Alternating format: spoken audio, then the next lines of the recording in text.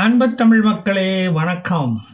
இப்போது social media மூலம் கிடைத்த ரிப்போர்ட் படி வெற்றிகரமான 10வது நாளாக ஓடிக்கொண்டிருக்கும் திரைப்படம் தாத்தாவின் எழுச்சியும் வீழ்ச்சியும் என்ற மக்கள் புரட்சி திரைப்படம். அதன் தொடர்ச்சியாக அப்துனான் சிட்டியை பொதுமக்கள் கைப்பற்றி விட்டார்கள். அங்குள்ள அரசு அலுவலகங்களையும் கைப்பற்றி அங்கு மேஜைக்கு அடியில் லஞ்சம் வாங்கி கொண்டிருந்த அரசு ஊழியர்களை விரட்டி விட்டுவிட்டு பொதுமக்கள் தாங்களாகவே ஃபைல் பார்க்க ஆரம்பித்து விட்டார்கள். அங்கு மருந்துக்கு கூட ஒரு செக்யூரிட்டி போலீஸு நிற்க முடியாத ஒரு அவல நிலை இந்த போராட்டக்காரர்கள் ஏற்படுத்தி இருக்கிறார்கள். பக்கத்திலேயே போக முடியல. போலீஸ் அங்கு வேதி மாத்திரை சாப்பிட்ட மாதிரி முழிக்குது. இந்த செக்யூரிட்டி ஃபோர்ஸ் இதுவரை 1000க்கும் மேற்பட்ட கலவரக்காரர்களை இஸ்ரேல் ஏஜென்ட் என்று முத்திரை குத்தி ஈரானிய அரசு அவர்களை ஜெயிலில் போட்டுள்ளார்கள். ஆனால் அங்கு போனதும் நிலைமை வேறு. அவனுக்கு சோறு தண்ணி கொடுக்க முடியாமல் விடுதலை செய்து விடலாமா என்று சிறை அதிகாரிகள் யோசித்து கொண்டிருக்கிறார்களாம். இந்த பிரச்சனைகளை சமாளிக்க நாமளும் போராட்ட களத்தில் குதிக்கலாமா என்று சிறை அதிகாரிகள் யோசிக்கிறார்கள். சிறையை முற்றுகையிட்டு சிறையில் உள்ள ஆயுதங்களை எடுத்து கொண்டு போய்விட்டால் திருட்டுப்பழி வேறு சுமக்க வேண்டியது வருமே என்று அவர்கள் கவலைப்படுகிறார்கள். அப்துனான் சிட்டி முழுவதும் கலவரக்காரர்களின் கண்ட்ரோலுக்குள் வந்துவிட்டது. கோமனியின் நானே ராஜா நானே மந்திரி என்ற நாடகம் முடிவுக்கு வரப்போகிறது. எரிகிற கொள்ளியில் எண்ணெயை ஊற்றும் விதமாக கலவரக்காரர்களுக்கு நிதி உதவி, ஆயுத உதவி இவற்றை செய்ய இஸ்ரேல் தயாராக இருக்கிறது என்று அறிவித்துள்ளது.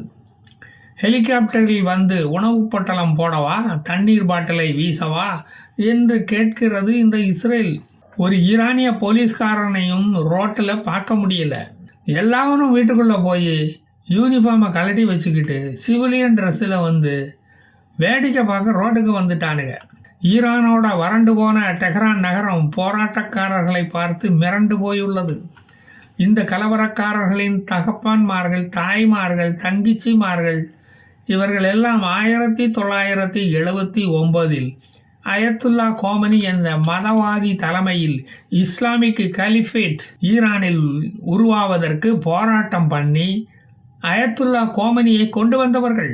இஸ்லாமிய ஆட்சிதான் ஈரானை முதல் நாடாக உலகில் ஆதிக்கம் செலுத்தப் போகிறது என்று நினைத்தவர்கள் பெஹ்லவி ரஸாவை விரட்டி விட்டு கோமினி கோமானுக்கு கோமணம் கட்டி விட்டவர்கள். ஆட்சி கட்டிலை ஈரத்துணி போட்டு துடைத்து கொடுத்தவர்கள் இவர்கள்தான். கோமினிக்கு விக்கு மாட்டாமல் தலைப்பாகையை எடுத்து மாட்டிவிட்டவர்களும் இவர்களே.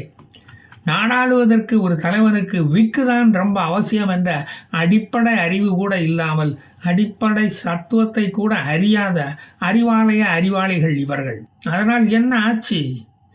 ஆட்சியை இழக்கப் போகிறார்கள். இப்போது தன்வினை தன்னையே சுடும் என்பதை கண்கூடாக பார்த்து கொண்டிருக்கிறார்கள். இதை பார்த்து மற்ற இஸ்லாமிய நாடுகள் நம்ம நாட்டில் எப்போ இந்த கலவரம் ஆரம்பிக்குமோ தெரியலையே என்று சிந்தித்து விக்கு வாங்க ஆரம்பித்து விட்டார்களாம். கோமனியோ செய்வதறியாது கடைசி காலத்தில் நம்மளை நிம்மதியாக சாக கூட விடமாட்டான் போல இருக்க. மகனுக்கு முடிசூட்டி அழகு பார்க்கலாம் அப்படின்னு நினச்சா அதுவும் நடக்காது போல இருக்கே. ஆட்சியில் பங்குதாரம் என்று வேண்டுமானால் கலவரக்காரர்களிடம் சொல்லி பார்க்கலாமா என்று அவர் யோசிக்கிறார். இல்லைனா இந்த இஸ்ரேலு ஈரானுக்கு சுதந்திரத்தை வாங்கி தந்துடுவானே. இவ்வளவு நாளும் காசாவில் பிரச்சனைகளை உருவாக்கி மக்களை சிந்திக்க விடாமல் இஸ்ரேலிய வெறுப்பை தூண்டிவிட்டு ஆட்சியை ஓட்டிக்கிட்டு இருந்தேன். இப்போ நம்ம பொழப்பு கவுந்திடும் போல இருக்கே, ஹமாஸ் ஆட்சி இதோட முடிஞ்சிடும் போல இருக்கே என்று தேம்பி அழாத குறையாக அவதிப்படுகிறார் கோமெனி. இதை பார்த்த கலவரக்காரர்கள் முதலை கண்ணீருக்கெல்லாம் நாங்கள் இறங்கி வர மாட்டோம், முதல்ல கோமேனியை ஜூவில் கொண்டு போய் கம்பிகளுக்கு அந்தாண்ட போட்டு அவரை அடைக்காம நாங்கள் விடமாட்டோம் என்று தீர்மானமாக இருக்கிறார்கள் அந்த ஈரானிய மக்கள். இந்த உலகத்தை இஸ்லாமிய பயங்கரவாதத்தை வைத்து மாற்றிவிடலாம் என்று நினைத்த கோமனியின் கனவுகளுக்கு எண்ணங்களுக்கு பக்கவாதத்தை கொடுத்து விட்டான் அல்லாஹ். அவன்தான் மிகப்பெரியவனாச்சே, அவனை மீறி எதையும் செய்ய முடியாது. அவங்கிட்ட உங்கள் பாச்சா பலிக்குமா?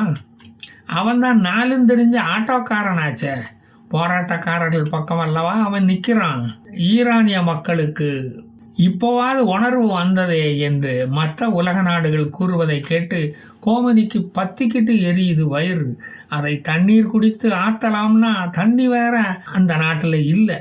ஆண்டவன் என்ன ரொம்பத்தான் சோதிக்கிறான்ப்பா என்று வருவோர் போவோரிடமெல்லாம் மூக்கை சீந்துகிறாராம். டெஹ்ரானில் தீபத் திருவிழா ஆரம்பித்து விட்டது. இப்போது ஹைகோர்ட் தீர்ப்பை பார்த்து தீப்பந்தத்தை கையில் எடுத்து விட்டார்கள் ஈரானிய மக்கள். ஈரானிய மக்கள் ரோட்டுக்கு வந்து விட்டதால் இஸ்ரேல் டெஹ்ரானை இனிமேல் தாக்க மாட்டான் என்ற தைரியம் கோமேனிக்கு இப்போது வந்துவிட்டது. கொஞ்சம் மூச்சும் வந்தது. அதனால் அரசாங்க வாகனங்கள், அலுவலகங்கள் இவற்றில் கார்த்திகை தீபம் எரிந்து கொண்டிருக்கிறது. காசாவுக்கு சுதந்திரம் வாங்கி தருவதை பிறகு பார்த்து கொள்ளலாம். முதலில் ஈரானுக்கு சுதந்திரத்தை வாங்கி கொடுத்து விடுவோம். அவனுக்கு பாவம் 15 வருஷமா இஸ்லாமிய சிறைகளில் வாடுகிறார்கள் என்று துணிந்து விட்டனர் இந்த ஜியா மக்கள். ஈரானில் உள்ள ஜியா முஸ்லிம்கள் ஈரானில் நடப்பதை கேள்விப்பட்டு அதை பார்த்து மாவு கட்டு போட்ட ஊத்தீசுகள் இனி ஈரானிலிருந்து உதவித்தொகை வருமா என்ற சந்தேகத்தில் கவலையில் மகளிர் உதவித்தொகைக்கு மனு போட ஆரம்பித்து விட்டார்கள். ஈரானில் 26 புரோவின்ஸ்களில் கலவரம் தொடர்ந்து நடந்து கொண்டிருக்கிறது. அது மற்ற புரோவின்ஸ்களுக்கும் பரவி கொண்டிருக்கிறது. ஈரானில் இன்டர்நெட் கனெக்ஷன்களை கோமேனி கட் பண்ணி விட்டார். மற்ற நாடுகளுக்கு அங்கே நடக்கும் செய்திகள் தெரிந்துவிடக் கூடாது என்பதற்காக. ஆனால் எலான் மஸ்க் என்ன செய்தார் தெரியுமா? கட் ஆகாத இன்டர்நெட் கனெக்ஷனை அவருடைய சேட்டலைட் மூலம் இப்போது ஈரானுக்கு கொடுத்து கொண்டிருக்கிறார். இதனால் சோசியல் மீடியா மூலம் கலவர செய்திகள் நம்மை வந்து சேர்ந்து கொண்டிருக்கின்றன. கோமேனியின் நர என்ற பல்செட்டு சத்தமும் இன்டர்நெட்டில் கேட்கிறது. மாணவர்களும் கலவரத்தில் ஈடுபட்டுள்ளதால் நடக்கவிருந்த எக்ஸாம்களை எல்லாம் தள்ளி வைத்து விட்டார்கள். ஈரானில் உள்ள கரும்பு ஆலைகள் தீப்பிடித்து எரிகின்றன. அவற்றை அணைப்பதற்குத்தான் அங்கு தண்ணீர் இல்லை.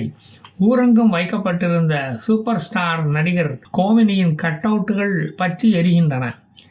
அப்போது பாலாபிஷேகம் செய்த ரசிகர்கள் இப்ப திருந்தி விட்டார்கள் போல தீயை பற்ற வைத்து விட்டார்கள். அமைதியாக போராடும் அமைதி மார்க்க போராட்டக்காரர்களை ஈரான் அரசாங்கம் அடக்கி ஒடுக்க நினைத்தால் அவர்களை காப்பாற்ற அமெரிக்கா அங்கு வரும், அங்கு வந்து இறங்கும் என்று எக்ஸ் வலைத்தளத்தில் ட்ரம்ப் பதிவிட்டதை பார்த்து ஆங்கிலம் தெரியாத கோமேனி செல்போனை எடுத்துக்கிட்டு ட்ரம்ப் என்னமோ போட்டிருக்கார அது என்ன என்று அங்கிட்டும் இங்கிட்டும் ஓடுகிறார். அவரை சுற்றி இருந்தவர்கள் எனக்கு ஸ்டாலின் மாதிரி ஒரு மொழிதான் தெரியும், அரபி மொழி மட்டும்தான் எனக்கு தெரியும் ஜாமி, ஆங்கிலம் தெரியாது என்று சொல்லிவிட்டார்களாம். ஒரு மொழி கொள்கையை தீவிரமாக ஆதரித்ததன் பலனை இவர் இப்பத்தான் அனுபவிக்கிறார். கலவரம் அதிகரித்தால் இருக்கவே இருக்கு இஸ்லாமிய நாட்டு தலைவர்களுக்காக நடத்தப்படும் ரஷ்யன் ஜூ, அங்கே போய்விடலாம் என்று கோமேனி தீர்மானித்து விட்டதாக சொல்லப்படுகிறது. அங்கு போய் பாஷர் ஆசாத்தை கட்டிப்பிடித்து உன்னால நான் கெட்டேன், என்னால நீ கெட்ட என்று துக்கம் விசாரித்து அழலாம் என்று முடிவெடுத்து விட்டார் இந்த கோமேனி. ரஷ்ய ஹாஸ்டலில் மாதம் எவ்வளவு பணம் கட்டணும், ரூமுக்கு, சாப்பாட்டுக்கு, இப்போ வார்டன் யாரு என்று ஃபோன் போட்டு கேட்டுக்கிட்டு இருக்காராம். ஈரானில் சமாதியை கட்டலாம் என்று ஆசையாக இருந்தவருடைய ஆசையில் கல்லறை மண் வந்து விழுந்தது. இனி ரஷ்யா மண்ணில் தான் அது நிறைவேறும் போல இருக்கு. மலர் வளையம் வைக்கணும்னா கூட ரஷ்யாவுக்கு விசாக்கு அப்ளை பண்ணணும் போல இருக்கு என்று நயீம் குவாசம் ரொம்ப கவலைப்படுகிறாராம். எங்க வெளியே வந்தால் நம்மளையும் காலி பண்ணி மலர் வளையம் வச்சிடுவானோ என்று பங்கர் குழிகளில் அவரது வாழ்க்கையை ஓட்டிக்கொண்டிருக்கிறார் இந்த நயீம் குவாசம் என்ற ஹிஸ்புல்லாவின் தலைவன் என்ற கிழவன். காசா மக்களை ஹமாஸிடமிருந்து இஸ்ரேல் பாதுகாப்பதை போல ஈரானிய மக்களை சர்வாதிகாரி கோமேனியிடமிருந்து இஸ்ரேல் பாதுகாக்கும் என்று நேத்தன்யாகு ஜெருசலத்தில் நடந்த ஆலோசனை கூட்டத்தில் சொல்லி இருக்கிறார். அமெரிக்கா மற்றும் இஸ்ரேலிலிருந்து ஏவுகணைகள் ஏதும் வந்தால் அதை கவுண்டர் அட்டாக் பண்ண ஈரானில் உள்ள பாலைவனங்களில் லாங் ரேஞ்ச் ஏவுகணைகளை நிறுத்தி வைத்துள்ளது இந்த ஈரான். ஈரானில் உள்ள ரேடார்களை தாக்க இஸ்ரேல் ஏவுகணைகளை நிறுத்தி வைத்துள்ளது அங்கு. இந்த போரில் வெல்லப்போவது யார் என்பதை எல்கேஜி பிள்ளைகளிடம் கேட்டு தெரிந்து கொள்ளுங்கள். நான் மீண்டும் வருவேன், மீதியை தருவேன். ஜெய் ஹிந்த்.